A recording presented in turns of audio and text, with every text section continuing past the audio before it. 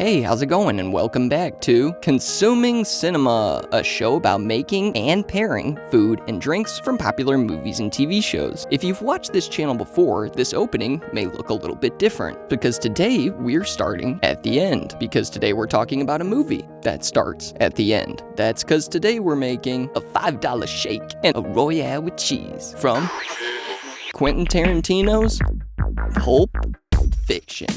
If you haven't seen Pulp Fiction, it's a 1994 film written and directed by Quentin Tarantino, which won him and writing partner Roger Avary the Oscar for Best Original Screenplay, and follows several different interconnecting storylines set in Los Angeles. But the one we're focusing on today follows a pair of hitmen named Jules and Vincent, who both share similar penchants for fast food and long, drawn-out conversations, like... You know what they call a quarter pounder with cheese in Paris?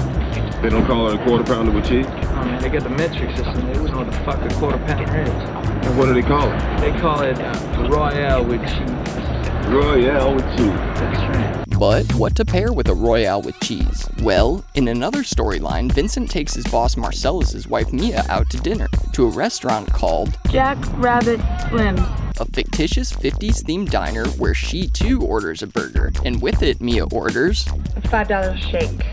How do you want that shake, Martin and Lewis or Amos and Andy? Martin and Lewis. Did you just order a $5 shake? Mm-hmm. That's a shake. That's milk and ice cream. Last I heard. That's $5. Our $5 shake is actually the easiest thing we're gonna make today, and for it, you'll need a milkshake maker, like this vintage Hamilton Beach drink mixer I found on eBay. You're also gonna need a milkshake tin. This one is a little too big for the machine I'm using because I actually bought it separately. Any metal cocktail shaker will do. First, you're gonna add a few scoops of vanilla ice cream. I'm using Tillamook because I found it has the most luscious, soft, creamy quality. I also like to let my ice cream scooper sit in some warm water to make the ice cream scooping a little easier. And then we're gonna add a few tablespoons of malted milk powder, which is definitely optional, but I really love malted milkshakes and think it further accentuates the 50s diner vibe. I also added about a half a teaspoon of vanilla extract in order to reinforce that vanilla flavor. Then you're gonna fill up the tin about halfway up with your choice of milk. You can always add more milk or ice cream later if you want to perfect the texture. You don't put bourbon in or nothing? No. Don't worry, Vincent, we're gonna add some bourbon to our $5 shake though. Just checking. And actually some pretty nice bourbon at that. One of my favorites, Eagle Rare. Oh my God! So add about 1.5 ounces to 2 ounces of bourbon to our $5 shake, then simply mix your milkshake starting first on low speed before then increasing to high speed. And if you notice your milkshake is too thin or watery, then simply add a scoop or two more of ice cream, and continue mixing until you reach that perfect milkshake consistency. But before we finish our $5 shake, we first have to make a Royale with cheese, of course. And to make our Royale with cheese, we're first gonna toast up a sesame seed bun, just like the one they use at McDonald's. And after our bun is nicely toasted, we're then gonna need 1/4 pound burger patty. I'm actually using this pre-formed patty because, as you can see from this video from an Akron, Ohio McDonald's, that is just what McDonald's uses. And now to recreate this machine that McDonald's uses to press down on their 1/4 pounder, we will use a burger spatula. And we're simply gonna press down on this burger patty, trying to do so as evenly as possible. And after a couple minutes, we will flip that patty over, revealing a nice hard sear.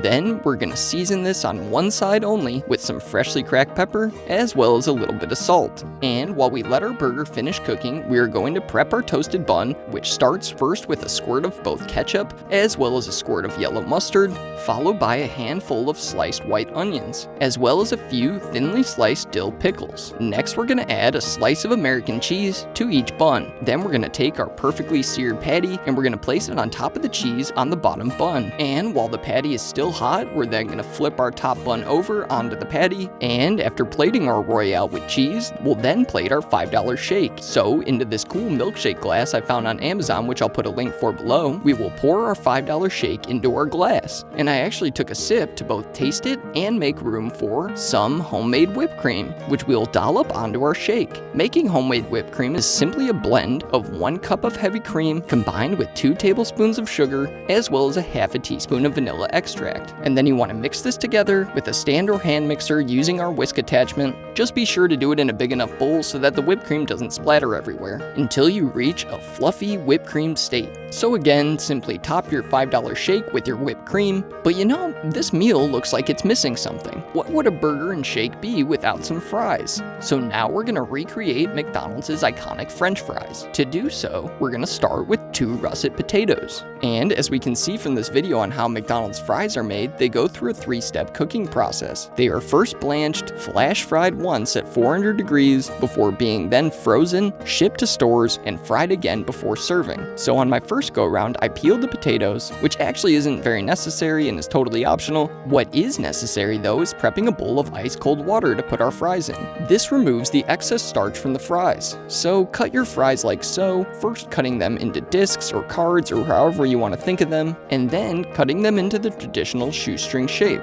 And after your fries are all cut, you want to immediately put them into that bowl of ice cold water. Then you want to let this bowl chill in the fridge overnight like I did, or at least for a few hours. Then, after your fries have chilled in the fridge, we are going to do the first step in the cooking process. McDonald's first blanches their fries in these machines for about a full 15 minutes. But when I tried to blanch my fries for that long, they ended up getting overcooked and turning into a big pile of potatoy mush. Oh, I'm sorry. Did I break your concentration? So a day later and another batch of fries later, we were ready to try blanching again. I found that you only really need to blanch these fries for a total of 5 minutes. And after 5 minutes, you want to shock cool these in another bowl of ice water. I recommend using a colander for this if you have one, but I currently don't, so I used a simple strainer. And after your fries are all blanched, we then want to dry the fries completely. And once your fries are completely dried, then you want to do the first of 2 fries. McDonald's actually fries their fries in a blend of canola, soybean, and hydrogenated soybean oil. So in order to replicate this effect, we are going to combine Crisco, which as you can see actually contains both soybean oil and hydrogenated palm oil, which I felt would best replicate this effect at home. So we'll add a few scoops of Crisco to our Dutch oven, then we'll combine that with either some canola or vegetable oil, in my case, a blend of both. Then you want to heat this oil to exactly 400 degrees. And once our oil reaches 400 degrees, we are then going to fry our dried out fries in small batches for only 30 seconds. And then we'll set our fries on a gated sheet pan to cool and shed their excess grease. And then after all these fries go through their initial fry, we are then going to freeze them either for a few hours or in my case overnight. Then a day later, once your fries are all frozen, fry them once again in small batches at 400 degrees. Now for the second fry, you can fry those fries between 30 seconds and a minute, depending on how well done you want your fries. I personally liked it on the lower end and closer to 30 seconds because I think the texture here matches actual McDonald's fries just a little bit more. And once your fries are all fried and still hot, we then want to salt them and toss them in that salt.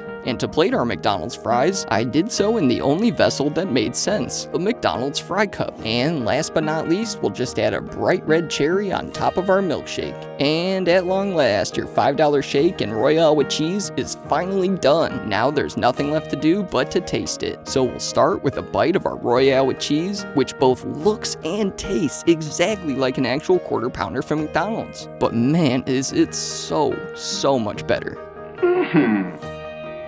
This is a tasty burger. Then we'll try a few of our McDonald's fries, and if you love McDonald's fries, you are going to adore this recreation of them. I love these fries. If you love them so much, why don't you marry them? But how does our Royale with cheese pair with a $5 shake? Well, God damn, it's a pretty fucking good milkshake.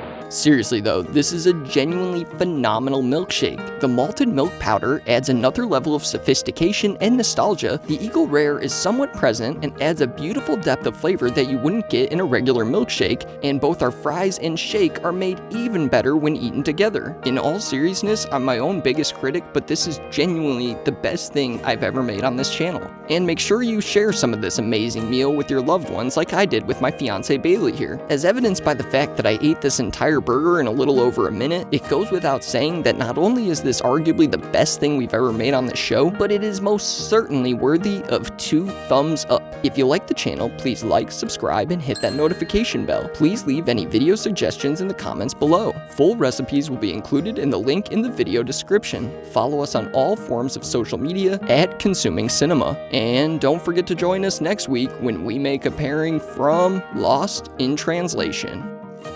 Thank you for watching.